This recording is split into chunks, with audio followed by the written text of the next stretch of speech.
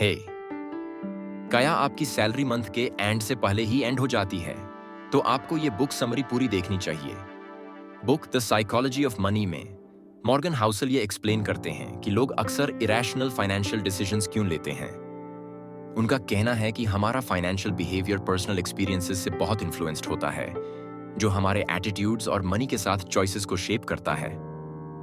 Welcome to our comprehensive exploration of Morgan Housel's remarkable book the psychology of money. ये सिर्फ एक और guide नहीं है फाइनेंशियल मैनेजमेंट पे, ये एक प्रोफाउंड जर्नी है जिसमें हम समझेंगे कि कैसे हमारे इमोशंस, एक्सपीरियंसेस और बिहेवियर्स शेप करते हैं हमारा मनी के साथ इंटरैक्शन। अगले 5 मिनट में हम देखेंगे की इनसाइट्स, टाइमलेस लेसन्स और फैसिनेटिंग स्टोरीज जो इस किताब को बनाते हैं एक transformative read for anyone seeking financial wisdom. Lesson 1, no one's crazy. हम अक्सर दूसरों के फाइनेंशियल डिसीजंस को अपने लेंस से जज करते हैं, बट मॉर्गन हाउसल रिमाइंड करते हैं कि किसी के भी चॉइसेस क्रेजी नहीं होते। हर डिसीजन पर्सनल एक्सपीरियंसेस, अपब्रिंगिंग और यूनिक सर्कमस्टेंसेस का रिफ्लेक्शन होता है।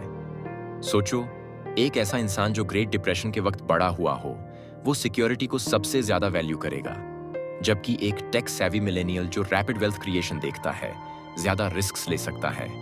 ये चैप्टर हमें एम्पैथी सिखाता है और फाइनेंशियल डिसीजन मेकिंग की डाइवर्सिटी को समझने में मदद करता है। Lesson 2, luck and risk. Money में सक्सेस हमेशा स्किल्स से नहीं होता। लक का रोल भी बड़ी बात है, जो हम मानना नहीं चाहते। हाउसल की स्टोरीज दिखाती हैं कि राइट प्लेस, राइट टाइम होने से सब कुछ बदल सकता है, लेकिन रिस्क को भूलना नहीं चाहिए। ये लक का साइलेंट पार्टनर है। इस ड्युअलिटी को रिकॉग्नाइज करने से हम अपने और दूसरों के प्रति ज्यादा कंपैशनेट हो सकते हैं जब चीजें प्लान के अकॉर्डिंग नहीं होती। याद रखो, हर फाइनेंशियल सक्सेस स्टोरी के पीछे एक ब्लेंड होता है फॉर्च्यून और कैलकुलेटेड एफर्ट का। Lesson 3, never enough. Knowing when enough is enough ये जिंदगी की सबसे मुश्किल लेसन्स में से एक हो सकता है। हाउसल ऐसे लोगों की कहानियां शेयर करते हैं जो टेम्पटेशन को रेजिस्ट नहीं कर सके तो चेस मोर, अक्सर अपनी हैप्पीनेस या स्टेबिलिटी के कॉस्ट पर। की टेकअवे, सच चाहना संतुष्टि के बारे में है। मोर का परस्यूट डेंजरस फाइनेंशियल डिसीजंस की तरफ ले जा सकता है।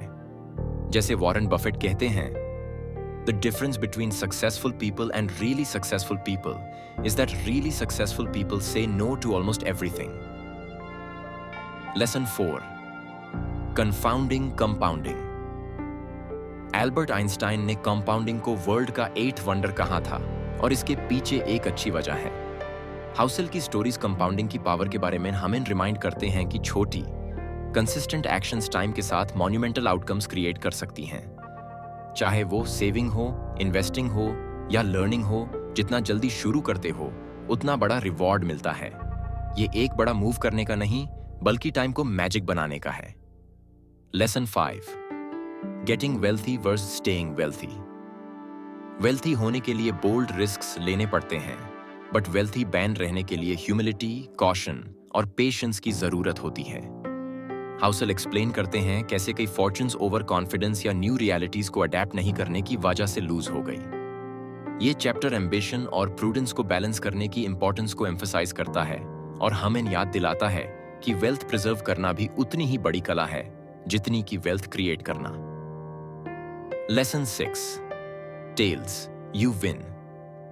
क्या आपको पता है कि इन्वेस्टिंग में कुछ कम नंबर ऑफ बिग विन सबसे ज्यादा फर्क डालते हैं? हाउसल टेल्स कॉन्सेप्ट इंट्रोड्यूस करते हैं, जो दिखाता है कि एक्स्ट्रॉर्डिनरी आउटकम्स ज्यादातर सक्सेसेस को ड्राइव करते हैं। ये इनसाइट हमें इंपैक्टफुल डिसीजंस पर फोकस करने और ओकेजनल लॉसेस को एक्सेप्ट करने की तरफ इंकरेज करता है। लेसन 7, फ्रीडम ट्रू वेल्थ कैसी दिखती है? हाउसल के लिए ये लग्जरी के बारे में नहीं, बल्कि फ्रीडम के बारे में है। The ability to wake up and decide how to spend your day. That's priceless. By prioritizing time or experiences over material possessions, हम सक्सेस को रीडिफाइन कर सकते हैं और एक जेन्युइन सेटिस्फैक्शन वाली लाइफ क्रिएट कर सकते हैं। Lesson 8, the man in the car paradox. ये एक पैराडॉक्स है। जब लोग एक लग्जरी कार देखते हैं, वो कार की प्रशंसा करते हैं, not the person driving it. Housel का man in the car paradox human status और रिकॉग्निशन की क्वेस्ट को चैलेंज करने पर मजबूर करता है।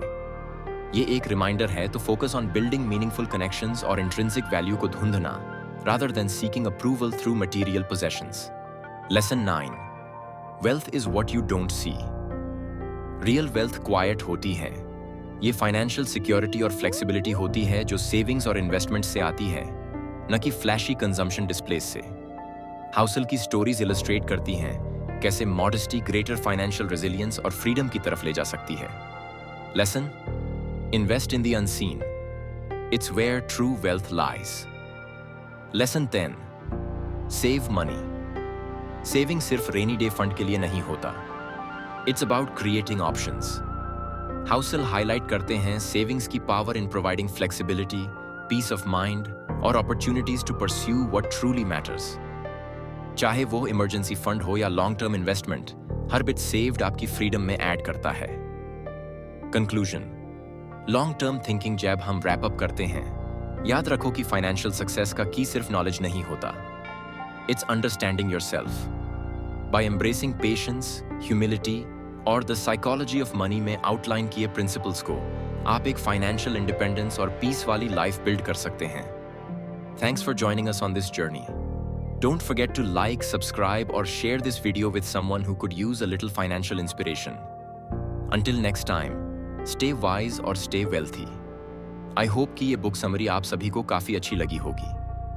अगर आपको ये बुक समरी अच्छी लगी तो आप चैनल को सब्सक्राइब कर सकते हैं और इस वीडियो को लाइक और अपने फ्रेंड्स के साथ शेयर भी कर सकते हैं। ऐसी ही और वीडियोस आप यहाँ देख सकते हैं। मिलते हैं नेक्स्ट वीडियो में, तब तक के लिए बाय बाय।